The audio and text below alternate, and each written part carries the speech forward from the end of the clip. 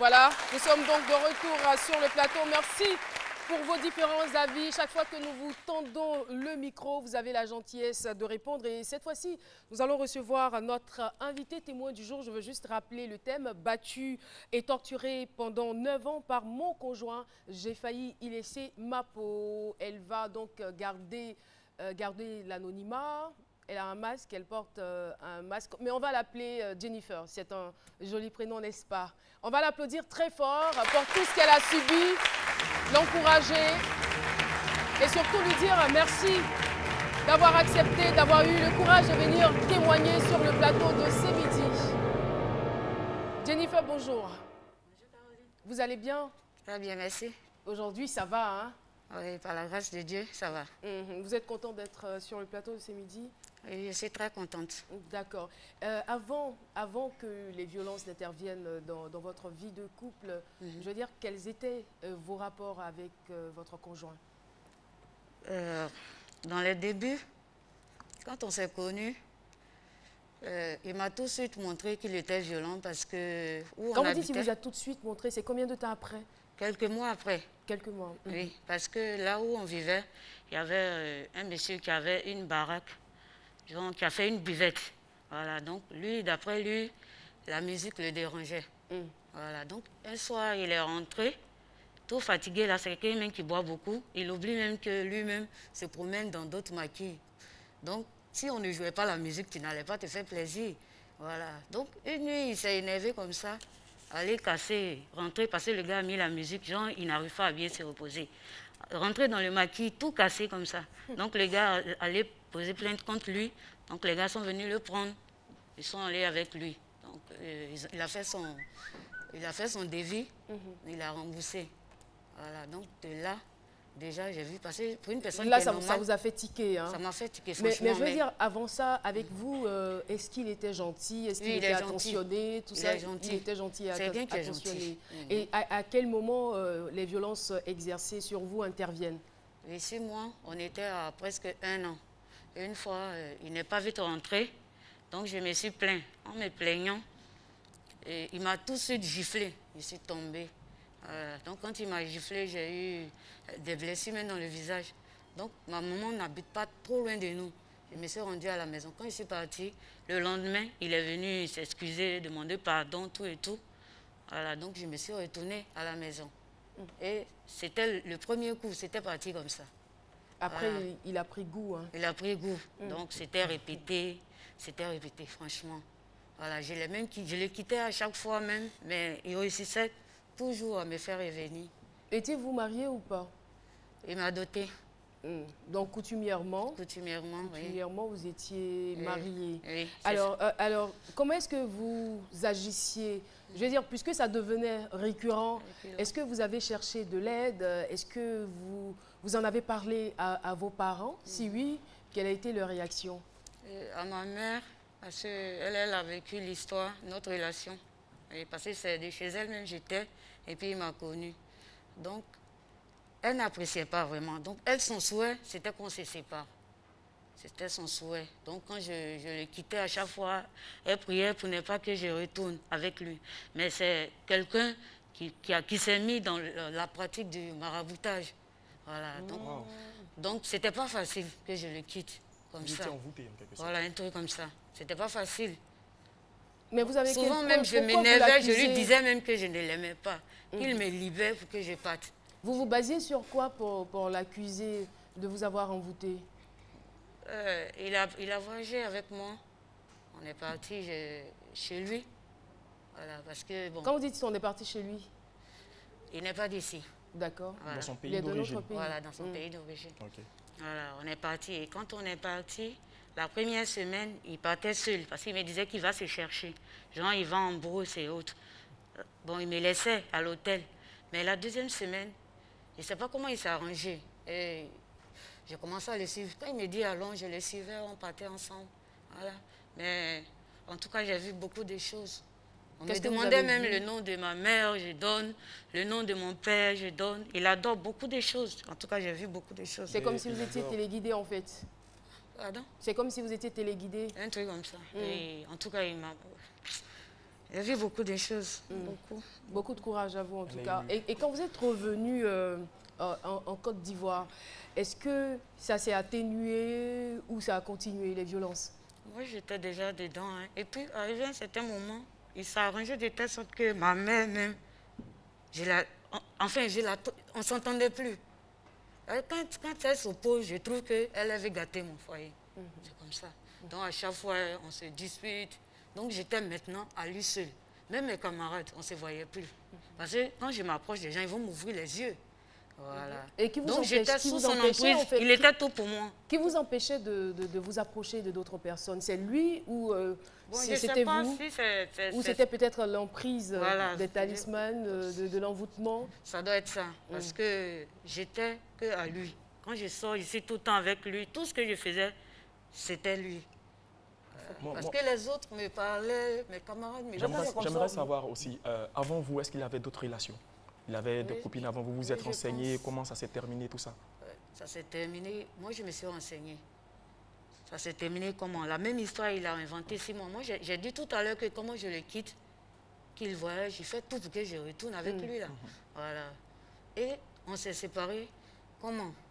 Récemment, ça fait quelques mois, on s'est séparés. On s'est séparés, comment il a dit non? À la veille de son voyage.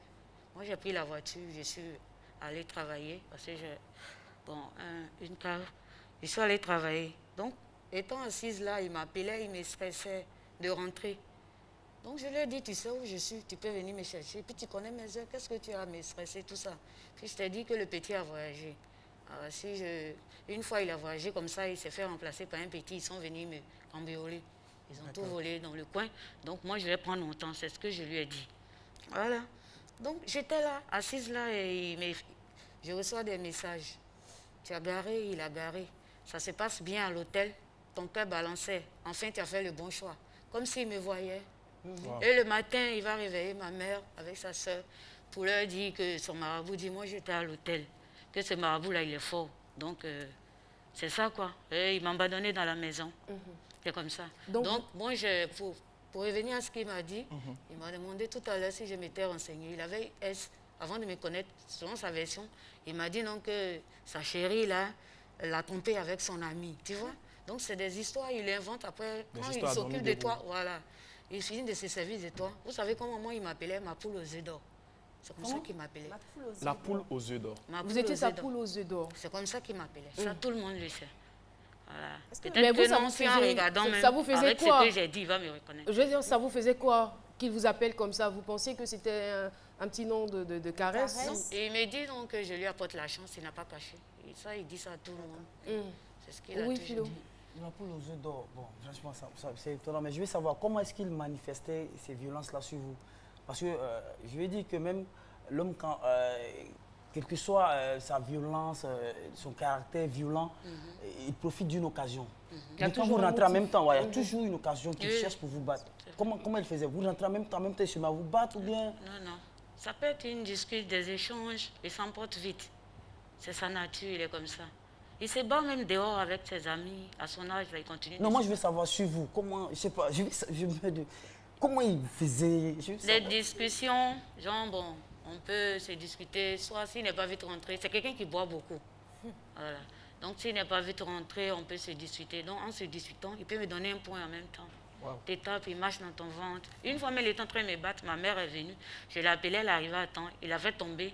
Il a fait tomber votre maman? Oui. Et vous n'avez pas répliqué? Elle est blessée. Ah. Après, il va sur le couteau, il se déchire. Il dit non, on n'a qu'à le tuer. Lui-même? Lui-même. C'est toi qui fais tuer. Ah, mais tuer il y a l'auto-violence. Lui-même, il fait de la violence. Je pense que ce n'est pas loin de la folie.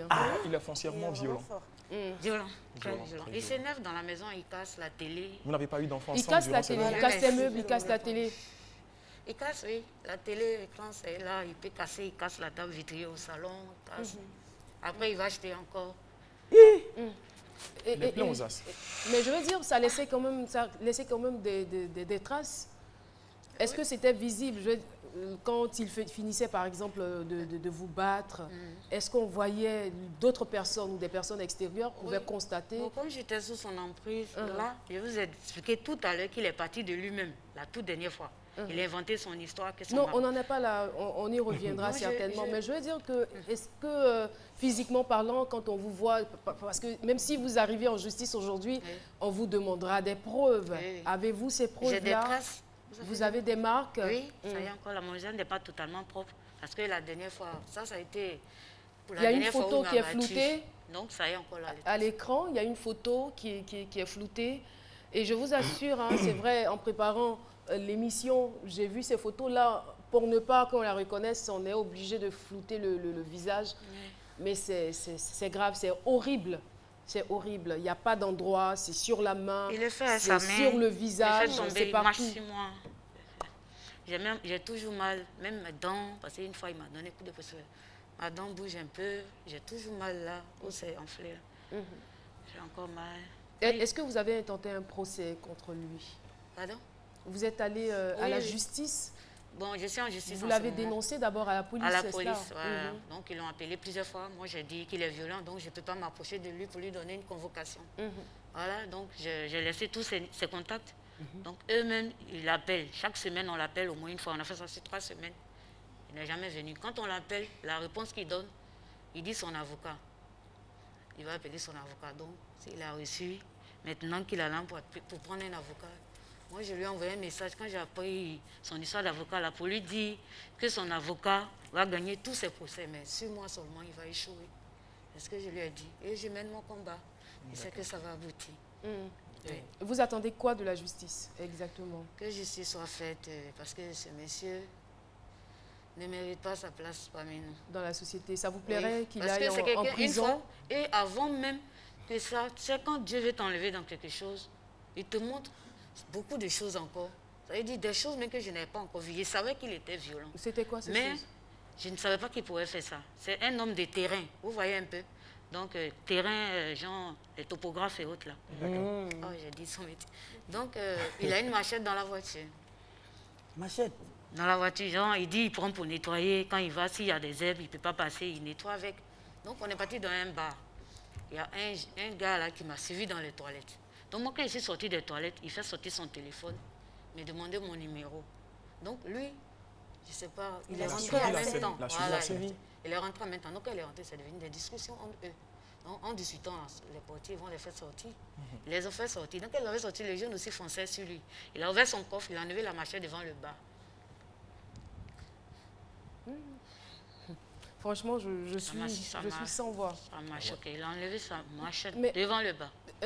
Vous avez été victime de tout cela, vous avez été témoin de cette atrocité, de cette grande violence, cette violence indescriptible. Mais je veux dire, qu'est-ce qui a fait que vous êtes sorti de là?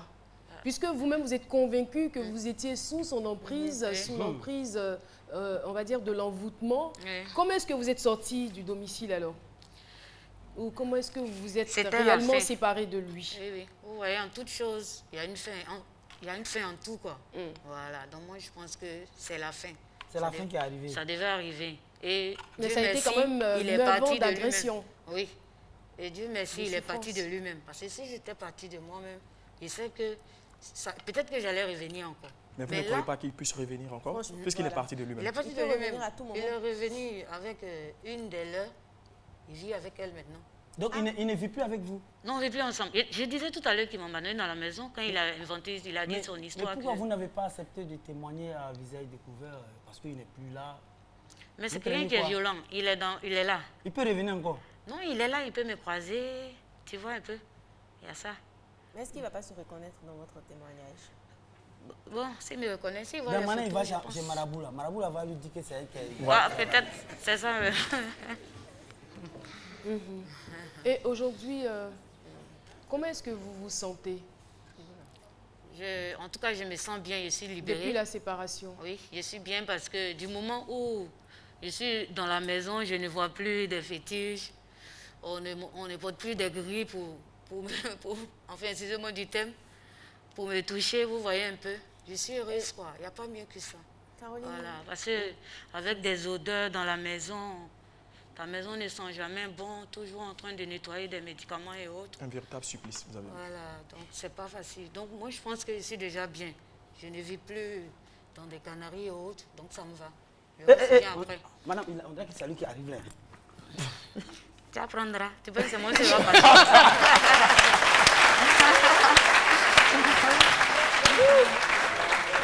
Moi, j'aimerais poser une petite question. Vous n'avez pas eu d'enfant, hein? Dieu merci, on n'a pas eu d'enfant. D'accord. Pourquoi? Bon, on n'arrivait Mais avant, pas. c'est quand même beaucoup. Ce que moi je sais, en tout cas moi j'ai un enfant, mais lui il n'en a pas. Donc au fil des années, vous savez que la médecine est très développée maintenant. Donc il a un ami qui avait ce même problème, qui a duré même avec sa femme pendant des années, ils n'ont pas eu d'enfant. Donc il lui a montré un coin d'aller se renseigner là-bas et enfin. Donc moi mon gynécologue m'a suivi. Donc lui aussi, ils ont extrait son sperme pour essayer de voir qu'est-ce qui ne va pas. Ils ont trouvé que le problème venait de lui. Donc on lui donnait à chaque fois 3 mois pour suivre un traitement. Il n'a jamais fait. Il fait 1 semaine, 2 semaines, il continue à boire. Quand on lui dit de ne pas boire L'alcool. Voilà. Donc moi je pense que peut-être qu'il sait qu'il a fait quelque chose. Ça peut être lié aussi à ses pratiques, Voilà. comme vous l'avez dit. Ouais. Donc il n'a pas le droit de faire un enfant. Vous disiez, on va bientôt terminer, que vous étiez sa poule aux œufs d'or. C'est ça. Je veux dire, quand vous vous mettiez avec lui, est-ce que c'est quelqu'un qui était nanti? Est-ce qu'il avait de l'argent? Non, on est parti de rien. De rien, voilà. Et Vous voyez que aujourd'hui, si sa jeune, j'ai déjà situation- fait 9 ans de foyer, donc dites-vous qu'on est parti de rien. Et, Moi, et la situation a changé après? ça va, Et lui, à son niveau? ça va très bien. Quand vous dites ça va très bien, c'est quoi? Bon, tu sais, où les grosses 4x4 se construisent des immeubles. Ah, il a des immeubles, wow. tout ça. Il a immeuble maintenant, c'est que ça va. Peut-être que C'est pour à ça force qu'il de a inventé travail maintenant aussi, une on sait histoire jamais. pour me dire non, que son marabout dit je suis plus bonne, que j'ai un amant, hein, sans qu'il me voie, j'ai un amant, que non. Voilà, et puis il allait prendre maintenant une de leurs, vous voyez un peu. C'est Est-ce ça. que vous Donc retrouvez- il a eu maintenant ce qu'il voulait. Mm. C'est ça. Comment est-ce que vous envisagez l'avenir sans lui? Oui, je suis forte. J'ai ce courage-là pour venir ici. Je pense que je vais m'en sortir sans lui. Et je vais faire mieux même que ça. Voilà. En tout cas, nous, on vous encourage, hein, parce que c'est pas du tout évident. Ouais. C'est pas évident J'ai le ce que vous moral. avez Je vécu. sais que ça va aller. Mm. Oui. Et nous savons aussi que beaucoup suis de très femmes battante. sont dans cette situation aujourd'hui, mais qui n'osent pas venir sur un plateau de télévision et même témoigner en comme parler vous, dans qui leur voilà, entourage. nous en parler dans leur entourage. Il faut aussi profiter pour dire surtout les noms des caresses. Quand on dit la poule aux œufs d'or, des œufs tôt ou tard, un jour, on cherche à casser. C'est ça. Voilà, donc c'est des noms, des pseudos, il faut chercher à analyser. Même quand quelqu'un... En tout cas, Oui, moi, c'est ça, ça. c'est comme Vous ça, appelle il mon m'a miel sucré. Miel, c'est abeille qui produit miel. C'est abeille qui va venir derrière vous un jour. Donc, c'est des noms, il faut souvent... Il y en a plusieurs comme ça. On n'aura Oui, pas assez de temps, on aura l'occasion de...